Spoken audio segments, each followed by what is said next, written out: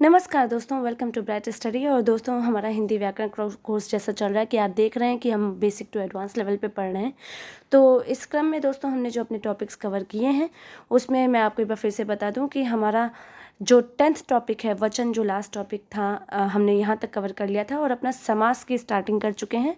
समास पार्ट 1 हमने अपनी पिछली वीडियो में पढ़ा था, मैं आपको हल्का सा ब्रीफ बता दूँ। और आज हम समास पार्ट 2 कंप्लीट करेंगे। इसी के साथ आपका जो समास पूरा जो टॉपिक है वो कंप्लीट हो जाएगा, कवर हो जाएगा। तो दोस्तों, मैं आपको बता दूं, समास के पार्ट 1 में हमने पढ़ा था समास की डेफिनेशन, जिसका शाब्दिक अर्थ था समास, उसके बारे में पढ़ा था विद एग्जाम्पल। और उसके 6 भेदों के बारे में हल्का सा एक ग्लिम्स लिया था कि कौन कौन से 6 भेद हैं। और इसी के साथ मैं आपको बता दूं कि हमने अपना फर्स्ट भेद जो अव्ययी भाव समास था, अव्ययी भाव समास के बारे में हमने डिटेल्स में उसमें पढ़ा था विद पहचान, क्योंकि इसकी पहचान जानना दोस्तों बहुत ही ज़रूरी है। क्योंकि अगर आपको पहचान नहीं होगी इन समासों की तो आप इधर का उधर कर देंगे, इसको मिक्सअप कर देंगे, मिंगल कर देंगे, जिससे आप मेस्ड अप हो जाएंगे। और अक्सर एग्जाम्स में बच्चे यही गलती करते हैं और वो गलत करके आ जाते हैं। तो अव्ययी भाव समास तक अगर आपको कोई भी डाउट हुआ हो, कोई भी क्वेरीज हो, आप ज़रूर पूछ सकते हैं।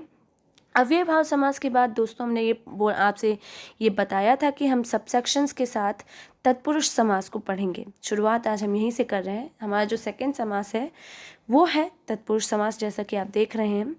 और इसी के अंतर्गत हमारे जो सब सेक्शन है, मतलब कि तत्पुरुष समास के जो 6 भेद हैं उसको भी हम कवर करेंगे, और बाकी के जो समास के भेद हैं वो भी हम आगे कवर करेंगे आज की इस वीडियो में। तो पहले तो मैं आपको यही बता दूं दोस्तों, तत्पुरुष समास तो उसकी जो डेफिनेशन है वो तो आप जानेंगे ही, लेकिन जो इसके सबसेक्शन है, जो मैंने आपसे पहले भी डिस्कस किया था कि अगर आपने कारक को ध्यान से पढ़ा है और कारक को ध्यान से समझा है तो आपको पता होगा कि कारक के हमने जब 8 भेद पढ़े थे, तो आपको और कुछ नहीं करना है तत्पुरुष समास में। सिर्फ आपको उन 8 भेदों में से फर्स्ट का भेद और लास्ट का भेद दोनों को हटा देना है, निकाल देना है, और बाकी के भेदों को इस तत्पुरुष समास में सम्मिलित कर लेना है, इंक्लूड कर लेना है और उसी को पढ़ना है। और इसमें कुछ भी नया नहीं है, सिर्फ उसी के आधार पर आपका ये समास आपको पढ़ना है। फर्स्ट भेद जो कर्ता कारक था और लास्ट जो संबोधन कारक था, इन दोनों भेदों को हटाकर बाकी के जो आपके 6 भेद हैं वो इस तत्पुरुष समास में कवर होंगे। तो पहले तो हम इसको डेफिनेशन के साथ शुरू करते हैं। तो दोस्तों, ये वो समास है जिसमें आपका जो सामासिक पद है, सामासिक पद में दूसरे पद की प्रधानता होती है और प्रथम पद आपका गौड़ होता है। दोस्तों, अव्ययी भाव समास के उलट, जिसमें प्रथम पद आपका प्रधान था, अव्ययी भाव समास में आपका प्रथम पद प्रधान था और बाकी का जो पूरा जो आपका पद होता है, समस्त पद होता है, वो अव्यय होता है। तो तत्पुरुष समास में अव्ययी भाव समास के उलट इसका जो प्रथम पद होता है उसकी प्रधानता नहीं होती है, बल्कि दूसरे पद की प्रधानता होती है। प्रथम पद गौड़ होता है। गौड़ मतलब कि उसका ज़्यादा महत्व नहीं होता है। और इसमें एक बात है, विभक्ति चिन्ह आपकी लुप्त हो जाती है। विभक्ति चिन्ह, क्योंकि आपने कारक में विभक्ति चिन्ह के साथ पढ़ा था, तो क्योंकि हम उसी के भेदों को यहाँ पर ले रहे हैं जो कि विभक्ति चिन्हों के साथ था, तो विभक्ति चिन्ह इसमें लुप्त हो जाते हैं और उसे हमें पहचान कर पहचानना होता है, और पहचान से ही आपका तत्पुरुष समास मिलता है। इसे एग्जाम्पल्स के थ्रू समझते हैं, आपको और क्लियर हो जाएगा। तो जितना हम लोग सोच रहे हैं, बोल रहे हैं, आपको क्लियर हो जाएगा, समझ में आ जाएगा। जैसे दोस्तों, यहाँ पर एक आपका शब्द है जलमग्न। अब जलमग्न की जो विभक्ति है, विभक्ति चिन्ह है, वो इसमें लुप्त है। जो आपका ये जो क्राइटेरिया है वो यहाँ पर कवर हो रहा है, इसकी विभक्ति चिन्ह लुप्त है। अगर आप इसको विग्रह करें, अगर आप इसे देखें, ये एक समस्त पद है, लेकिन जब आप इसे विग्रह करेंगे तो आप क्या पाएंगे, आप शब्द को कुछ इस तरह से कहेंगे, जल में मग्न, जल में मग्न। और इस तरह से इस पद में जो आपका में शब्द, में अक्षर है, में जो आपका वर्ण है या विभक्ति चिन्ह है, ये है आपकी विभक्ति चिन्ह। अगर आपने कारकों को ध्यान से पढ़ा है तो आपको समझ में आएगा कि में किस कारक के अंतर्गत आता है। बहरहाल हम इसे आगे पढ़ सकते हैं, लेकिन मैं आपको अभी के लिए बता दूं कि में जो है वो आपका अधिकरण कारक के अंतर्गत आता था और यहाँ पर अधिकरण तत्पुरुष समास के अंतर्गत आएगा। तो यही विभक्ति चिन्ह है जो आपके एक समस्त पद में जिसका लोप हुआ है। तो चलिए इसे अब भेदों के साथ पढ़ते हैं। पहला है आपका कर्म तत्पुरुष समास। इसके अंतर्गत जो आपकी कर्म कारक की जो विभक्ति चिन्ह थी दोस्तों, जो कि था शून्य और को, हम आपके साथ एक बार फिर से डिस्कस कर लेते हैं। हमने पढ़ा था राइम के हिसाब से, मैंने आपको कहा था आप राइम की तरह से याद कीजिए। कर्ता ने कर्म को करण से, संप्रदान को के लिए, अपादान से, संबंध का के की, अधिकरण में पर संबोधन है। अरे ओ 30 सेकंड से भी कम का समय लगता है अगर आपको याद है राइम की तरह पढ़ने में। और अगर आपको याद नहीं है, आप ज़रूर 3-4 बार रिपीट करेंगे, आपको याद हो जाएगा।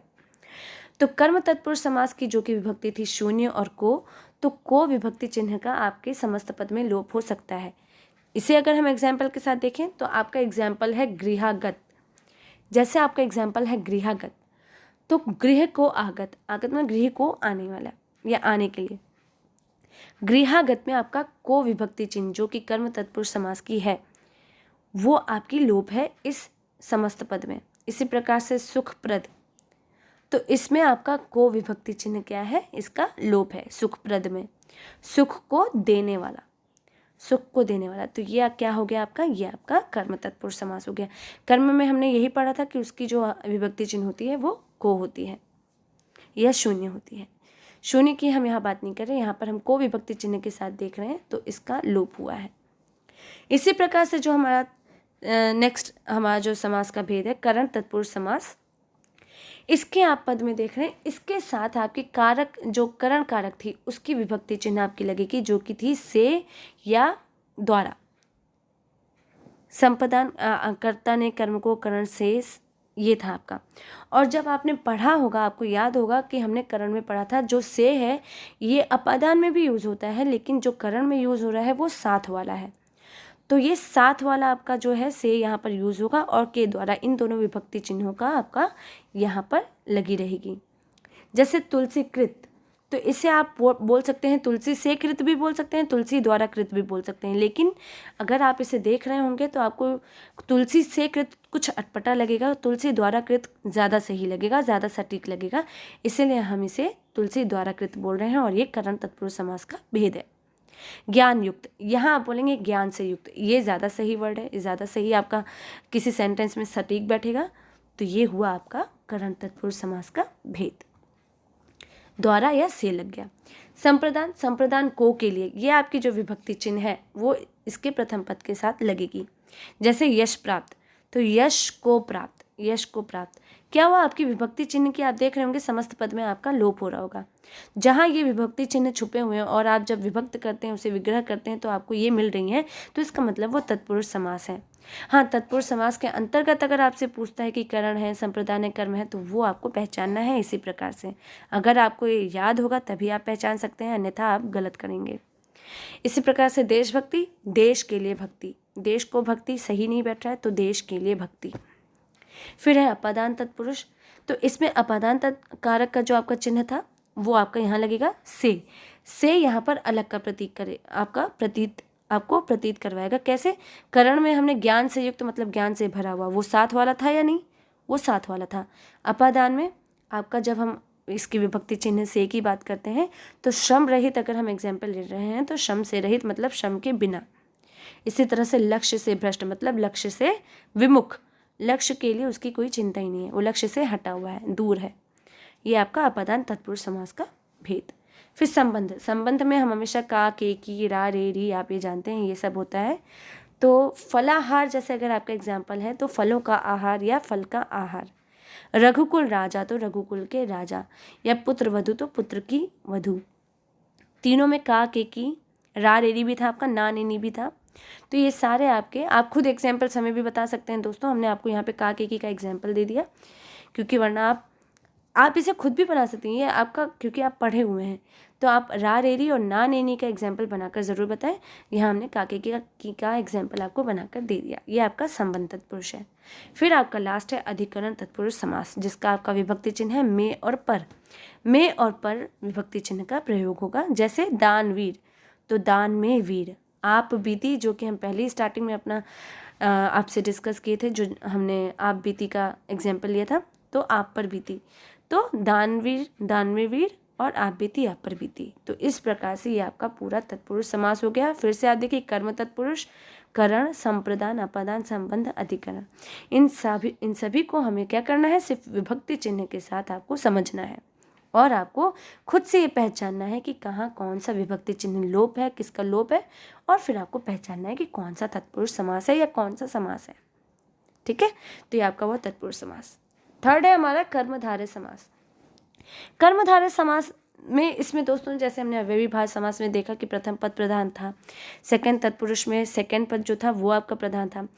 कर्मधारय समास में भी आप देखिए तो समास इसमें भी उत्तर पद जो है वो आपका प्रधान है, आपके तत्पुरुष समास की भांति इसमें भी उत्तर पद आपका प्रधान है। हाँ, इसकी एक विशेष पहचान जो है वो ये है कि पूर्व पद आपका हमेशा विशेषण होता है, दूसरा पद आपका विशेष्य होता है। दोस्तों जब हम विशेषण पढ़े थे हमने आपको विशेष और विशेषण के बारे में बताया था। विशेषण तो होती है क्वालिटी कि जो इंसान है या संज्ञा या सर्वनाम जो है उसकी विशेषता बताने वाला वो विशेषण होता है, और जो विशेष्य होता है जिसकी विशेषता बताई जाती है वो विशेष्य होता है, मतलब कि कर्ता मतलब जो काम कर रहा है या जिसके बारे में विशेषता बताई जा रही है। तो इसमें यही है, पूर्व पद मतलब आपका प्रथम पद विशेषण होता है और दूसरा पद आपका विशेष्य होता है, और इसी के साथ आपका जो उत्तर पद होता है वो इसमें प्रधान होता है तत्पुरुष समास की भांति। ये आप देख सकते हैं, आप खुद याद रख सकते हैं। देखिए कैसे, इसलिए दोस्तों हमने पार्ट में करके बताया ताकि आप कंफ्यूज ना हो, और अगर आपको फिर भी कंफ्यूजन हो कहीं तो आप उसे बार बार देखिए, समझिए, आपको 2 से 3 बार में पूरा कॉन्सेप्ट क्लियर हो जाएगा। जैसे चंद्रमुख माफ़ कीजिएगा, चंद्रमुख, तो चंद्रमा के समान मुख, तो आपका पहला जो पद है यहाँ पर आप देख रहे होंगे चंद्रमा के समान, चंद्रमा की भांति बोल रहे हैं तो उसे विशेषण दी जा रही है चंद्रमा की, और मुख हो गया आपका विशेष्य। चरण कमल, तो कमल रूपी चरण, तो कमल आपका विशेषण है और चरण है आपका विशेष्य। महात्मा, महान है जो आत्मा, महान आपका विशेषण है, आत्मा आपकी विशेष्य है। तो आप देख रहे होंगे इसी के साथ अगर हम पहचान देखें तो दोस्तों एक तो हमने देख ही लिया कि पूर्व पद विशेषण, दूसरा पद आपका विशेष्य होता है, दूसरा है आपका के समान प्रकार के, इस प्रकार के वर्ड आपके यूज़ होते हैं जिसमें हम अक्सर आप देखते होंगे कि ये पहचान के रूप में आती है सामने, के समान ये आपका वर्ड होता है, किसी की उपमा दी जा रही है। फिर जो रूपी है, रूपी ये वर्ड यूज़ होता है तो भी आपको उपमा दी जा रही, किसी की तरह हो रहा है, तो ये भी आपकी उपमा है, तो ये भी कर्म समास के अंतर्गत आता है। और अक्सर आप में जो इसका जब विग्रह होता है, जब हम पढ़ते हैं तो है जो करके आपका वर्ड यूज़ होता है, जैसे महान रूपी आत्मा, महान है जो आत्मा, माफ़ कीजिएगा। तो इसमें 3 चीज़ें आपको ध्यान में रखनी, एक तो आपकी तुलना होती है, उसमें आप रूपी के समान ये भी आप यूज़ कर सकते हैं वर्ड, और है जो, ये जो है जो वर्ड है जो की तरह जो आपका वर्ड में यूज़ होता है वो आपका हमेशा कर्मधारय की समास की पहचान होती है। तो ये है आपका कर्मधारय समास। अब हम देखें द्विगु समास, तो दोस्तों द्विगु समास बहुत ही आसान होता है, इसे आप देख सकते हैं न्यूमेरिकल फॉर्म में होता है ये हमेशा, अगर आप देखें तो न्यूमेरिकल फॉर्म में होता है, मतलब कि गणना के रूप में होता है द्विगु। इसका अगर लास्ट आप अक्षर देखें गु, तो गु जो है, गु से आप गुणा समझ लीजिए, तो गुणा मतलब कि ये आपका गुणा या आपके न्यूमेरिकल फॉर्म में होता है, संख्या के फॉर्म में होता है। तो इसका जो प्रथम पद होता है वो संख्यावाची होता है, और जो दूसरा पद होता है वो संज्ञा होता है, और इस प्रकार से इसको हम संख्या पूर्व पद भी कहते हैं, क्योंकि संख्या आपका पूर्व पद होता है, तो इसे हम संख्या पूर्व पद भी कहते हैं। और इसे आप ये देख सकते हैं कि इसमें जो द्विगु समास है उसमें हमेशा नंबरिंग्स का यूज़ होगा न्यूमेरिकल फॉर्म में। जैसे फर्स्ट है आपका सप्त सिंधु, तो 7 नदियों का समूह, अष्टाध्यायी 8 अध्यायों का समाहार, दोपहर दूसरा पहर। तो दोस्तों या तो इसमें हमेशा समूह के फॉर्म में आपका यूज़ होगा क्योंकि संख्या है, द्विगु का मतलब संख्या, आप सिंपली ये समझिए द्विगु जहाँ है वहाँ संख्या है, चाहे वो समूह के रूप में हो, समाहार के रूप में हो, समाहार भी समूह का ही फॉर्म होता है, या फिर फर्स्ट या सेकंड क्रम के अनुसार हो, इस प्रकार से ये आपका द्विगु समास होता है। फिर है द्वंद्व समास, तो द्वंद्व समास मतलब दोस्तों आप ये समझिए, द्वंद्व से हमें क्या दो का आपको आभास हो रहा होगा, दो का प्रतीत हो रहा है।